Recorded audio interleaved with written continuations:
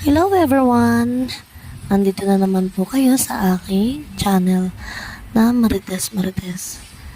So, magkukwento lang po ulit ako ng isang experience sa butika as a seller o as a nurse sa pharmacy. Ayan.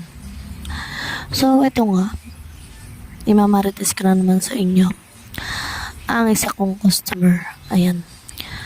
Malaki ang pangangatawan, matangkad, gwapo, na lalaki. Yan. Description ng isa kong customer. Bale, nagulat lang ako kasi bumili siya ng 4 na robust or robust at 4 na bravo. Ayan. Siyempre, hindi ko yun chichikahin kasi nga privacy yun. Kaya lang, ewan ko ba, tuwing kapag may bibili sa akin ng mga ganyan, mga pangpatigas, is lagi nila akong chinichika din. Siyempre, kapag chinika nila ako, makikipagchikahan din ako. Hindi naman kasi ako close-minded sa mga ganong bagay. Ayan.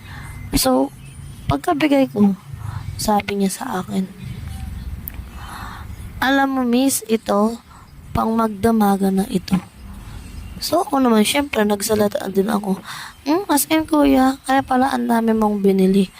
Ayan, maganda pala ang Bravo at Robust or Robust. Ayan. Kasi mga listener, ang ganyang gamot, di ba, yung iba mas gusto ang natural, na walang ginagamit. Yung iba, kung meron mang bibili sa akin ganyan, ipa-isa-isa lang or hanggang 2. Sa totoo lang, sa tagal ko po sa botika is ganun lang yung mga na-experience ko pong bumibili. Ayan. Tapos, kung may bumili man po ng ganun, bihira yung mag-ano sila sa akin, magre-request ng 2 or 3, hanggang 2 lang po talaga yung na-experience ko. Nagulat ako, hindi ko lang pinahalata na 4 yung binili niya. So, ako naman, nung sinabi kong ganun, ang ganda pala ng Robust at Bravo. Sabi niya, oo, pagkakainom ko, ako kasi pag umiinom ako niyan, sabi nung customer, pag umiinom ako niyan, 2 Bravo, 2 Robust. Sabi ko, as in, grabe naman, sobrang namang daming iniinom mo. Sabi niya, syempre gusto niya na pang matagalan. Ang sinasabi niya sa akin is, yung oras na tagal nun, pag yung 4 na yun, ang ininom niya, 2 Bravo, 2 Robust, is 6 hours. Pero yan, 6 hours ang tagal. Ba naman, 2 ganun ang inumin, 6 hours. 6 hours ang sabi niya sa akin ha. Tapos, ito pa, yung 2, ano yun, talagang as in pang magdamag. Ang ginagawa kasi talaga nila nung kanyang ka-meet up is sa loob ng 6 hours, yan, sex sila, ganyan. After nun, pahinga ng oras, yan, matutulog, ganyan. Tapos pagkagising, gano'n na naman ulit, iinom siya ng 2 Bravo, 2 Robust. So, sa makatuwid, talagang pang magdamagan ang ginagawa nila. Ang nakakalungkot lang is, nagkwento siya sa akin na sa halip na yun lang ang kukwento niya sa akin, kinuwento niya pa sa akin kung sino yung kamit up niya. Hindi na daw kasi po kaya nung kanyang asawa na kasama niya. Nagkaroon ng sakit yung kanyang asawa. And then, kahit gusto niyang makipag-sex dun sa kanyang asawa, wala siyang choice kasi nga, may sakit, hindi kayang mag-ilos ng babae, hindi rin pumayag na makipag-sex. Ang nangyayari po, yung kanyang tindera sa tindahan, hindi po alam ng mismong asawa niya na babae na ang kinakatagpo niya po is yung tindera nilang babae. Yung tindera po na yun is may rest day or day off kada Sunday, Saturday and Sunday. And Sunday po sila nagmi-meet up.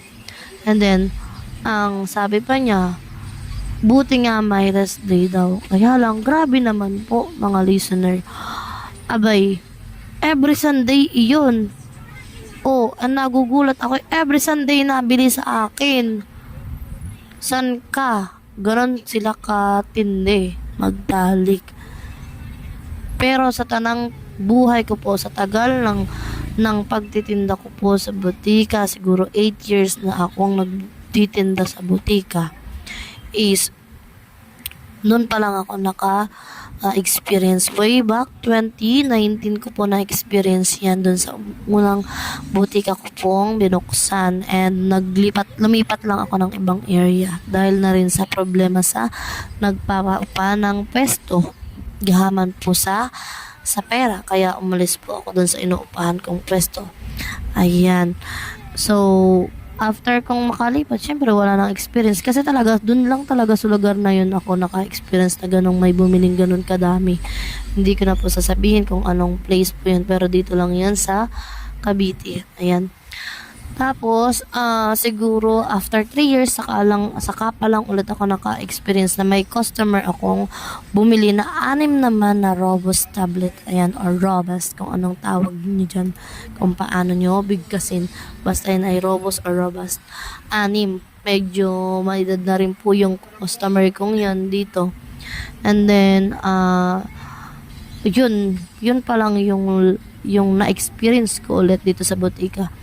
Pamula nung umalis kasi ako dun sa lugar na una kong pinag-upena ng butika, wala na akong naging experience pa na may bumili ng ganong kadaming robust at bravo.